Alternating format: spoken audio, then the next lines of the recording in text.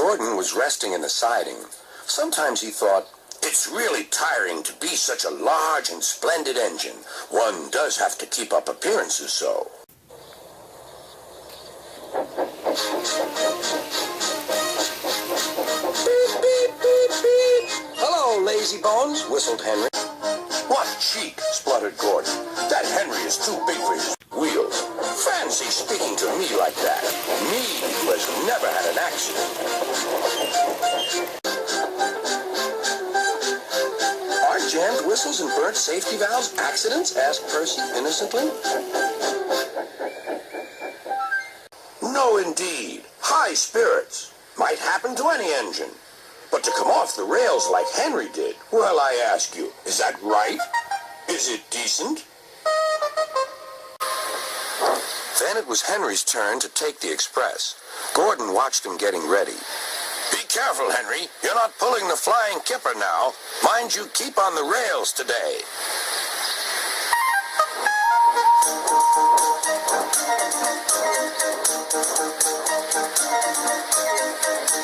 Henry went off in a huff, and Gordon yawned and went to sleep. But not for long. Wake up, Gordon, said his driver. A special train's coming and we're to pull it. Is it coaches or freight cars? Cars, said his driver. Cars, said Gordon.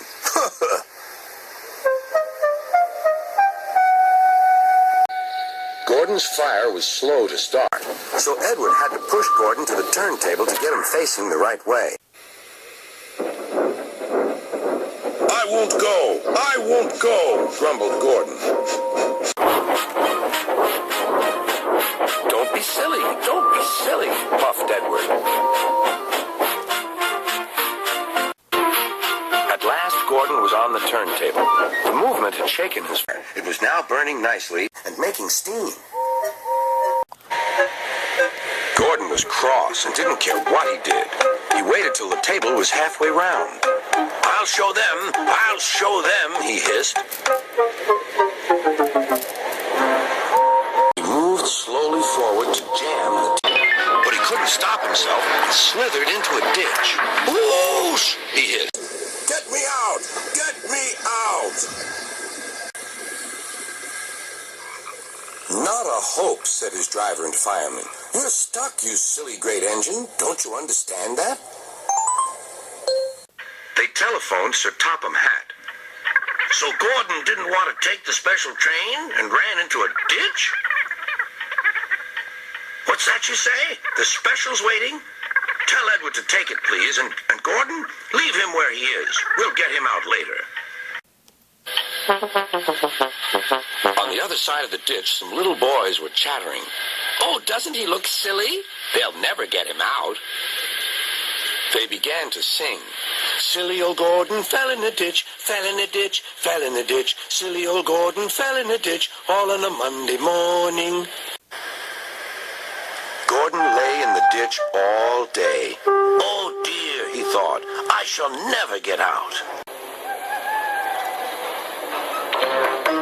But that evening they lifted Gordon and made a road of sleepers under his wheels to keep him from the mud. Strong ropes were fastened to his back end, and James and Henry, pulling hard, managed to bring him to safety.